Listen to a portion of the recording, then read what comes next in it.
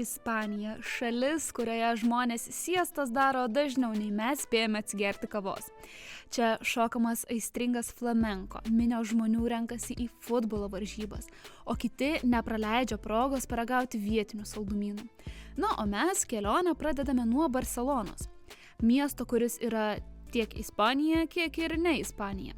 Čia viskas turi savo versiją. Kita kalba, kita kultūra, net kita idėja, kas yra pats miestas. Bet jei reikėtų išsirinkti vieną vietą, kurioje susilieja visa Barselonos esmė, tai būtų Šventosios šeimos bazilika, dar žinoma kaip žymioji Sagrada Familia, kuri beje statoma ilgiau nei egzistuoja moderni Lietuva. Kuo ji tokia svarbi? Pasižiūrėkime.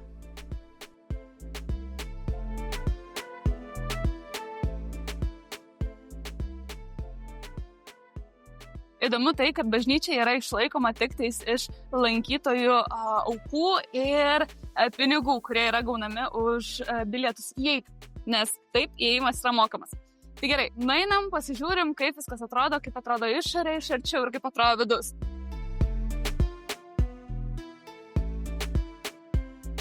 Pradėta statyti 1882 metais. Sagrada Familia yra Katalonijos architekto Antonijo Gaudi tiesiog šedevras. Ji planuojama baigti statyti 2030 metais. Ji turi labai daug simbolikos, kuri yra labai svarbi krikščionybei. Pavyzdžiui, ji turėtų būti, kai jau bus pastatyta, turėti 18 bokštų. 12 jų dedikuoti apaštalams, 4 evangelistams, 1 mergelei Marijai ir 1 pats aukščiausias, kuris, jeigu bus pastatyta bažnyčia ir pagal planą pastatyta, bus pats aukščiausias krikščioniškas bokštas statinys pasaulyje, tai tas aukščiausias turės būti dedikuotas Jėzui Kristui. Daug kas to net nepastebi, bet Sagrada Familia bokštai ne šiaip puošti. Juos vainikuoja spalvingi vaisiai, išdėlioti pagal sezonus ir simbolizuojantys gamtos dovaną žmogui. Bet čia net nėra vienintelis netikėtas simbolis. Pavyzdžiui, pažvelgus į skulptūras, galima pamatyti ne mum įprastus idealizuotus šventųjų veidus, o visiškai paprastus eilinius Barselonos gyventojus. Nes pasirodo, Gaudi tiesiog eidavo į gatves, stebėdavo žmones ir jų veidus perkelė į akmenį. Kodėl? Nes ši bažnyčia, anot architekto, nėra tik išrinktiesiems. Ji priklauso visiems žmonėms. Ir ties čia įdomios simbolinės detalės nesibaigia. Iš tokių smagesnių niuansų simbolikos yra vėžliai. Šitoje pusėje yra sausumos vėžlys. Ten prie kitos kolonos jūrinis vėžlys, rodant, kad Barselonoje iš čia stovint, ten yra jūra, ten kalnai sausuma. Ir tokių kompaso simbolikų labai daug. Pavyzdžiui, Sagrada Familia fasadai atvaizduoja 3 esminius krikščionybės momentus – Kristaus gimimą, nukryžiavimą ir žinoma prisikėlimą. Ir kiekvienas iš tų fasadų yra nukreiptas į tam tikrą pasaulio kryptį. Gimimo fasadas žiūri į rytus, ten, kur teka saulė, simbolizuodamas naują pradžią. Kančios fasadas grimsta į vakarą, kur saulė leidžiasi, primindamas apie gyvenimo pabaigą. O viską vainikuoja šlovės fasadas, atsuktas į pietus, ten, kur šviesa stipriausia.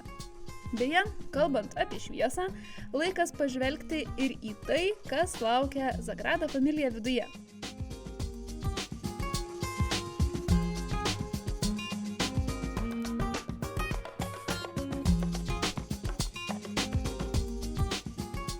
Gaudi norėjo, kad atvykęs į šitą bažnyčią žmogus jaustųsi tarsi miške, pilname medžių ir būtent kolonos juos ir simbolizuoja medžius. Jos auga, stiebiasi į viršų, kaip pats žmogus per savo gyvenimą, krikščionybės dėka auga ir stiebiasi. Ir žodžiu, šitos kompaso simbolikos apskritai labai daug. Jeigu, pavyzdžiui, atėjęs į mišką, tai yra diena, bet apsiniaukusi ir žmogus nemato saulės, jis pasiklysta. Tai čia tie patys vitražai turi labai daug saulės šviesos simbolikos, parodant, kad čia atėjęs į šitą bažnyčią tu nepasiklysi, saulė yra tau kaip kompasas.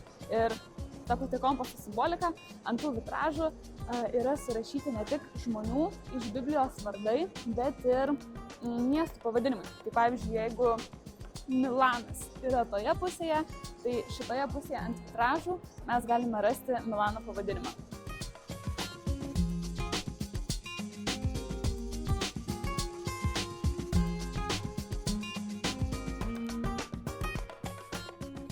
Gaudi yra labai gražiai pasakęs, kad šviesa tai muzika. Todėl jo vitražuose nėra kažkokio chaoso, tik bangavimas primenantis muzikinius ritmus. Pakilimai, nusileidimai, šviesos rautai, kurie vis keičiasi. Dėl to ir sakoma, kad į švenčiausiosios šeimos baziliką verta užsukti ne kartą per dieną, bet kelis kartus. Kiekvieną akimirką saulė pro vitražus banguoja vis kitaip.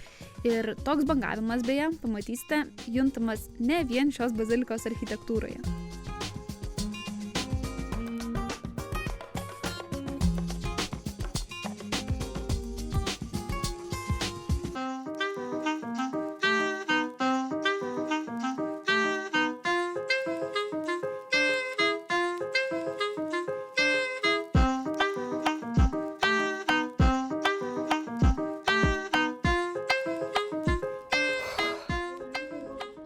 Kiekvieną seriją vis labiau trūksta oro. Pusę valandos lipome į įkalnę. Reikėjo eiti tiesiog tiesiai ten, kur rodė sausumos vėžlys prie Sagrada Familia. Ten yra jūra, ten kalnai sausuma.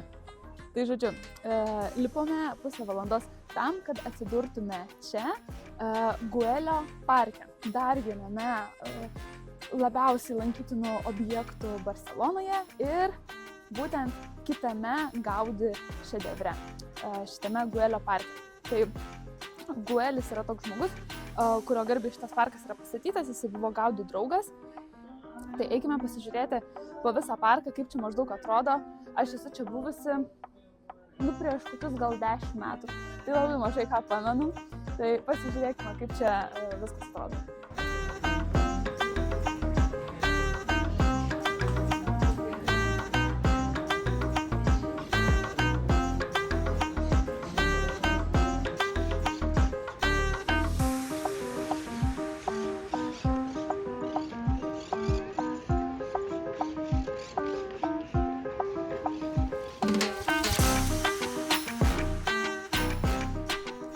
Aišku, Güell parkas traukia spalvomis, mozaikomis ir viena gražiausių Barselonos panoramų.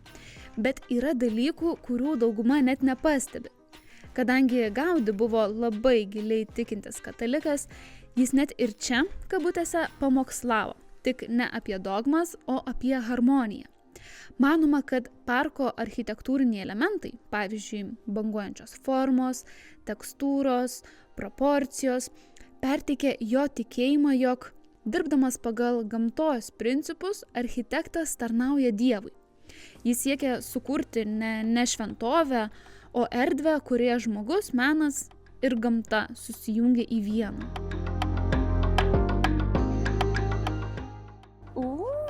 Visai graži šita panorama. Va čia yra šia mozaikos, dėl kurių daugiausiai ateina turistai fotkintis. Visai jau tamsta po truputį. Šiaip labai daug žmonių, bet labai gražu. Gražios ir mozaikos ir labai panorama graži. Bet turbūt reikės jau keliauti ir kažkur pavalgyti.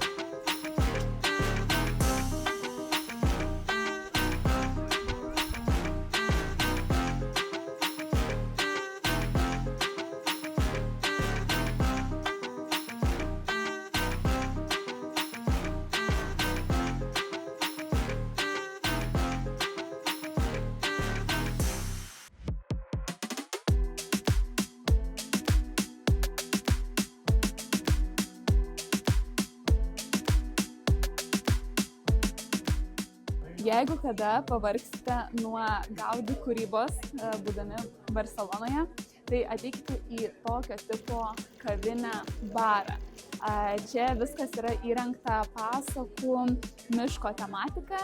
Galima rasti ar tai fėją, ar tai elfą, snieguolę iš pasakos, snieguolė ir 7 nykštukai, bent jau man taip atrodo. Ir, žodžiu, čia labai tikrai gražus yra medžiai, instaliacijos irgi už manęs matosi. Tai manau, šitą vakarą praleisime šičia ir netrukus susimatysime iš kito miesto Valencijos.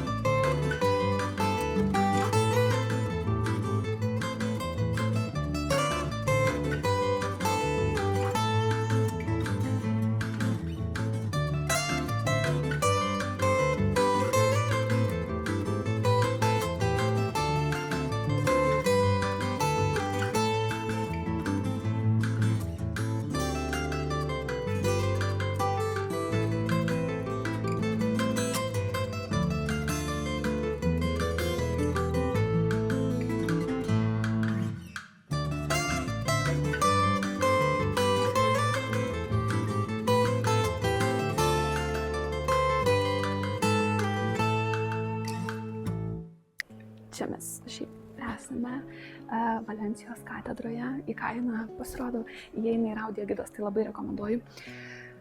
Gal valandą laiko trunka, kol viską pilni, bet dėl ko mes čia atvykome, tai yra dėl dviejų pagrindinių objektų, dėl ko yra žinoma ir visa Valencija, bent jau krikščionių katalikų pasaulyje. Tai vienas iš jų yra Švento Vincento ranka, viena iš katalikų relikvijų, kur sakoma, kad ranka nesuyra. Manoma, kad jinai priklausė 3-4 amžiuje gyvenusiam krikščionių kankiniui Vincentui ir neva šita ranka neyra.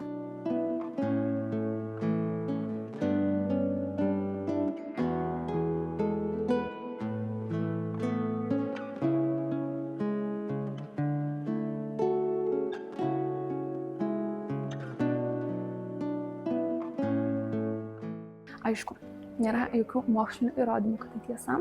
Pats Vatikanas nėra oficialiai pripažinęs, kad šita ranka neyra, bet tai yra vienas iš, sakykime, kažkokių artefaktų, relikvijų, dėl kurių per visą pasaulį krikščionys atvyksta čia apsilankyti šitoje katedroje. Galima būtų paklausti, kodėl niekas nepadaro kokių nors DNR tyrimų, bet čia turbūt būtų tiesiog nepagarba kažkokiam religiniam objektam. Tai yra dalykas paremtas tikėjimu. Tikintiesiems net nelabai reikia kažkokių mokslinių įrodymų, dėl to jie nepageidauja ir nenori nei tų tyrimų jokių, nei kažkokių mokslinių analizių.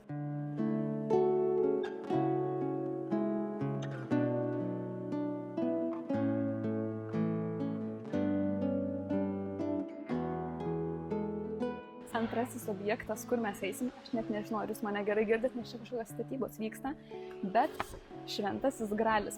Iš esmės, jeigu esate matę tokius filmus kaip Indiana Jonesas, Da Vinčio kodas ir panašiai, turbūt terminas Šventasis Gralis jums bus pažįstamas, tai neva vienas toks atseit originalus yra čia Valencijoje. Tai, ta prasme, kaip galime eiti ir nepasižiūrėti.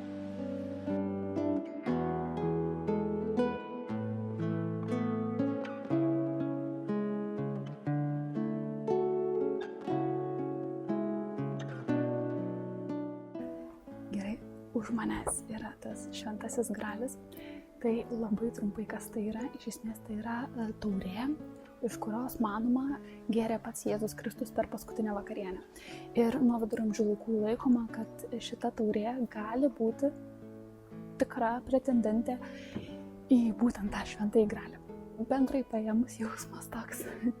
Nežinau, kaip pasakyti, kaip kokią Monalizą pamačius, tikėjus kažko labai magiško ir wow, ypač iš visokių filmų, bet gyvai atėjus, tai toks nei matosi, reikia labai prizoominti su kamera. Istorikai, mokslininkai apskritai nelabai sutarė, ar tai iš tikrųjų yra tas Šventasis Gralis, bet kad tai kažkoks svarbus artefaktas, istorinis, tai tikrai 100%, nes datuojamas labai ilgą laiką, labai seniai. Tai išeinam gal šitos vietos, nes čia reikia šnabždėti ir galėsim daugiau apie jį pakalbėti.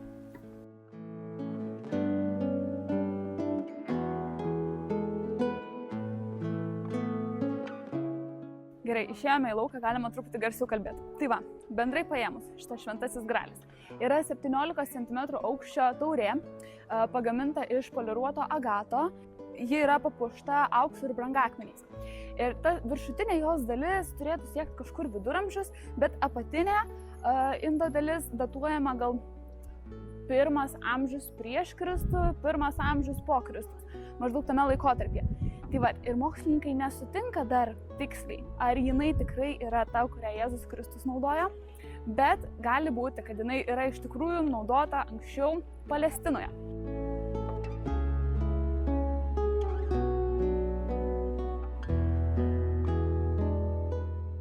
Ir apskritai, kalbant apie mokslą, situacija lieka labai panaši kaip ir su ranka. Tyrimai negali nei visiškai patvirtinti, nei paneigti taurės autentiškumo. Ir kadangi nėra jokių tiesioginių įrodymų siejančių taurę su Kristumi, tai šis objektas vėlgi lieka labiau tikėjimo, o ne mokslo klausimu. Aišku, jeigu neturėsite progos atvykti į Valenciją ir pamatyti patys gyvai to švento graliaus, tai nesijaudinkit, vien Ispanijoje jų yra dar gal kokie 3 ar 4, o jie tai kiek daug žmonių. O visame pasaulyje dar keletas, Prancūzijoje, Anglijoje, Turkijoje netgi. Žodžiu, turėsite dar tikrai progos pamatyti šventą gralį. O mes tęsim kelionę, dabar apsilankėme labai trumpai Valencijoje, bet keliausime į Ispanijos sostinę Madridą. Tai netrukus susitiksim. Kaip čia praeit?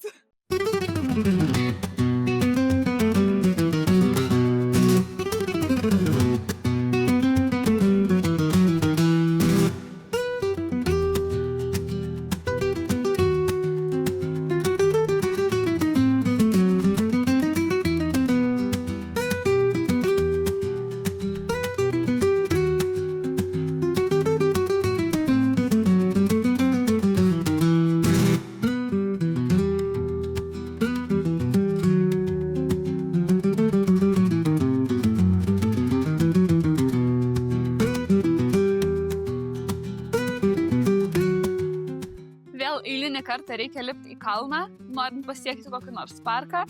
Ir likti čia vėl Madride kažkodėl mums netaip sekasi, nes pradėjo lynoti. Bet žodžiu, atvykome prie nupuolusio angelo. Tai Biblijoje sakoma, kad Liuciferis buvo vienas galingiausių, vienas gražiausių angelų, bet jis nusisuko nuo Dievo. Ir norėdamas jam prilygti, už puikybę buvo ištremtas iš dangaus. Ir tas nupuolęs angelas yra velnės Liuciferis, kuris vaizduojamas ir šitame fontane statulėje.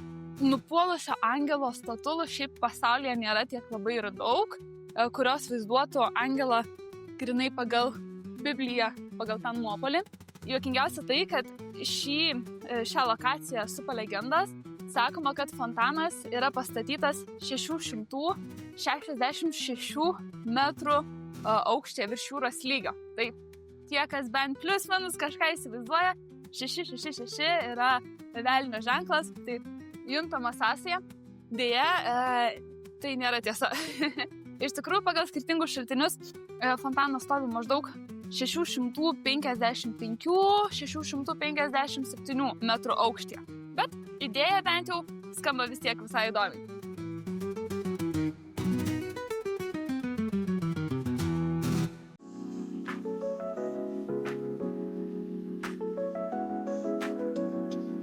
Atvykome prie paskutinio objekto, itin unikalios archeologinės vietos, kurios istorija siekia daugiau nei 2000 metų. Tai Debodo šventykla, garsiausias Egipto paminklas už Egipto ribų. Klausimų labai daug. Kodėl kažkas egiptietiško yra Ispanijoje? Kokia to reikšmė? Kaip tai atkeliavo ir panašiai? Tai po truputį galim pabandyti viską atsakyti. Šventykla buvo pastatyta Egipte dar 2 amžiuje prieš Kristų, tokiam Nubijos regione. Ir buvo skirta Egipto dievų Amono ir Izidės garbinimui. Ir visai neseniai, 20 amžiuje, Egipte buvo pradėta statyti Asuano užtvanka, skirta reguliuoti Nilo potvynius ir sukurti vandens rezervuarą. Deja, šis rezervuaras vienu momentu užliejo dalį Nubijos regiono, įskaitant ir daugybę senovės Egipto paminklų. Ir būtent Ispanija, kaip ir kitos šalys, prisidėjo prie UNESCO organizuotos kampanijos tuos paminklus išsaugoti. Ir Egiptas, atsidėkodamas, jai padovanojo šią Dabodo šventyklą.